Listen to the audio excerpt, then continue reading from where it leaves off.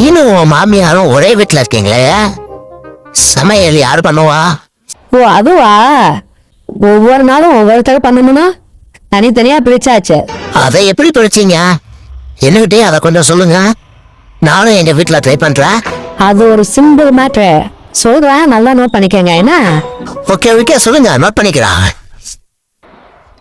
ஒரு நாள் எங்க வீட்டுக்கார சமைப்பாரு, அதுக்கு அடுத்த நாள் எங்க மாமனார் சமைப்பாரு. ஓ அப்படியா? அப்ப அடுத்த நாளும் அதுக்கு அடுத்த நாளும் நீங்க ஒரு நாள், உங்க மாமியார் ஒரு நாள் சமைப்பீங்களா?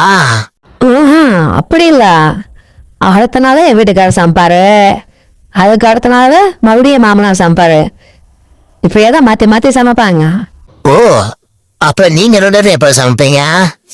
அது ரெண்டாவது வாட்டி சமைக்கும் போது எனக்கு பதிலா என் வீட்டுக்காரர் சமைப்பாரு, எங்க மாமியாருக்கு பதிலா எங்க மாமனார் சமைப்பாரு. மறுபடியும் அவங்களோட கோட்டா வந்துருமா, அப்போ அது அப்படியே கண்டினியூ ஆகும். ஓ அப்ப கடைசி வரைக்கும் நீங்க 2 பேரும் சமைக்கவே மாட்டீங்க? சொல்கலாம் இல்ல வரல. நோ நோ நோ நோ, அதுக்கு வாய்ப்பே கிடையாது. இதை நோட் பண்ணிக்கிட்டு இதே மாதிரியே உங்க வீட்லயும் கண்டினியூ பண்ணுங்க, ஓகேவா?